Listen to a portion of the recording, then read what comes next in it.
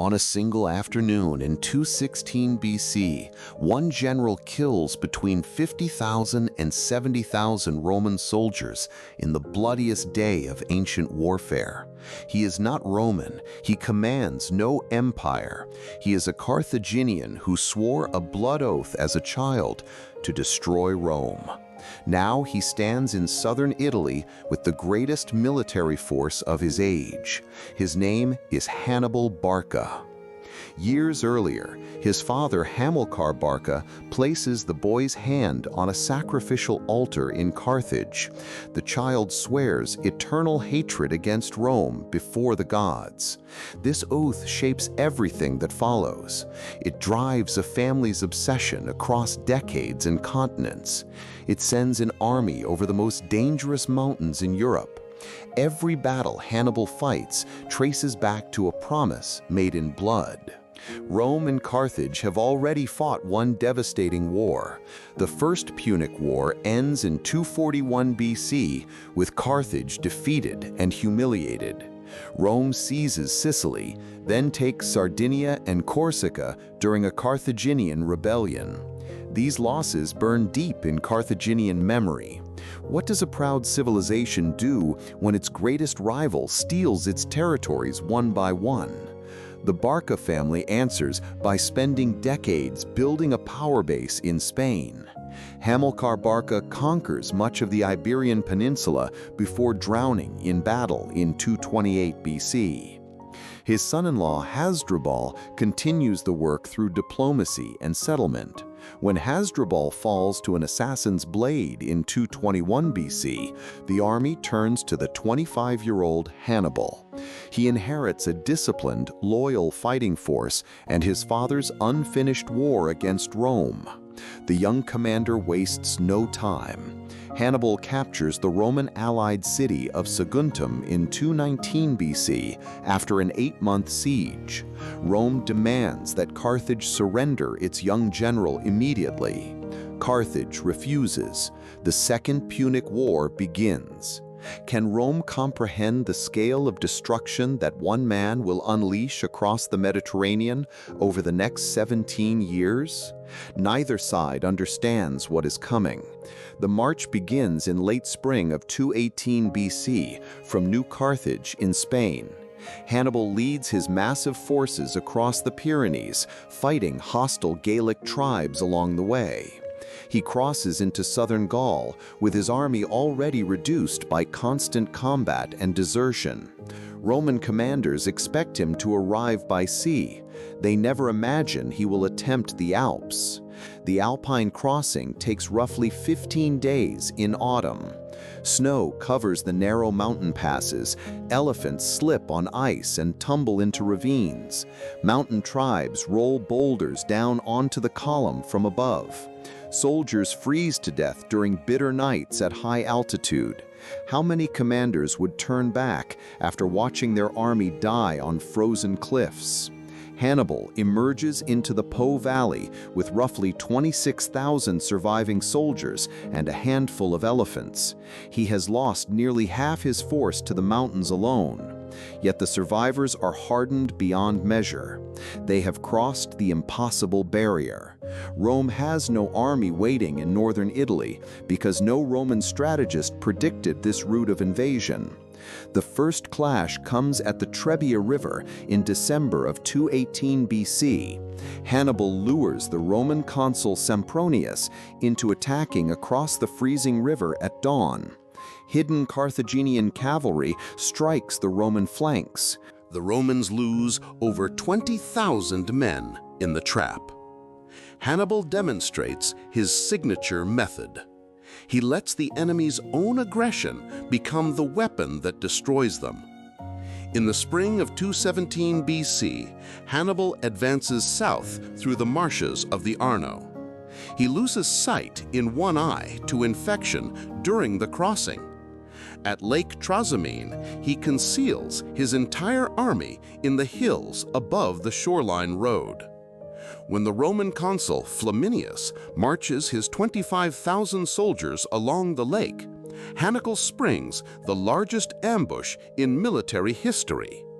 The fog lifts to reveal Carthaginian warriors charging from every direction.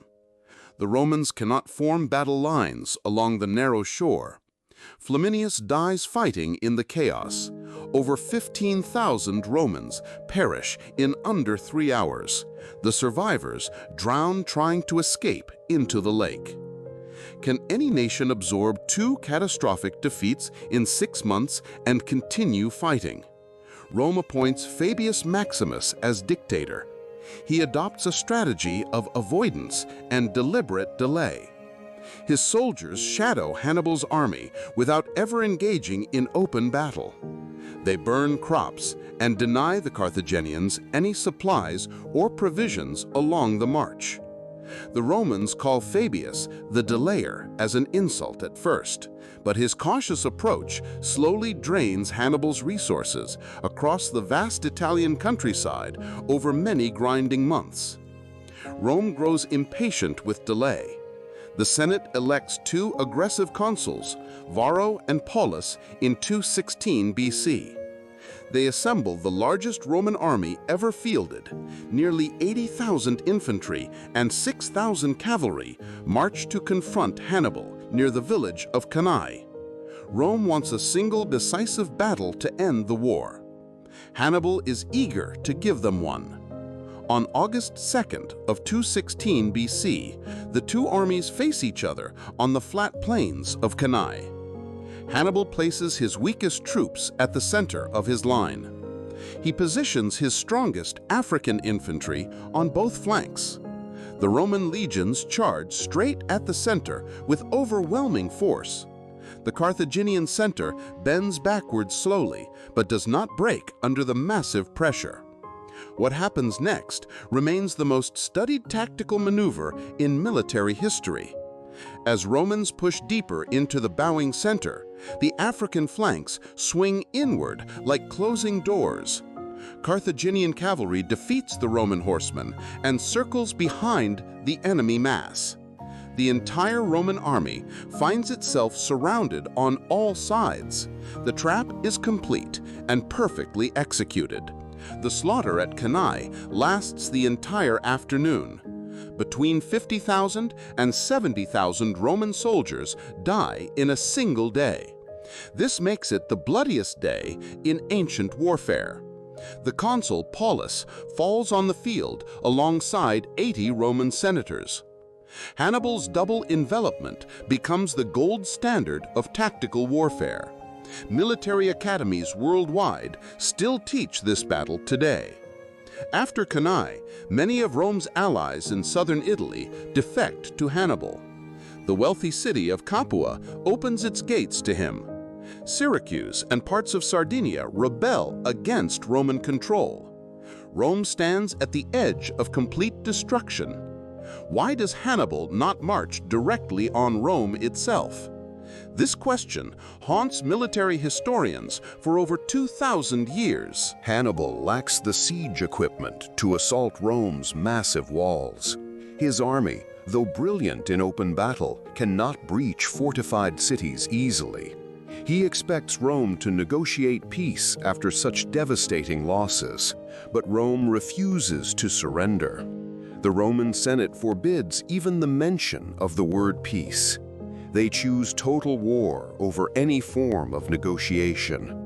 Rome adapts its overall strategy with grim determination. Generals adopt the Fabian approach of avoiding pitched battles against Hannibal in the field. They attack his allies instead, recapturing rebellious cities one by one. Roman forces defeat Carthaginian armies in Spain, cutting off Hannibal's reinforcements and supply lines. The war shifts from Italy to multiple fronts across the Mediterranean world. In 207 BC, Hannibal's brother Hasdrubal crosses the Alps with a relief army.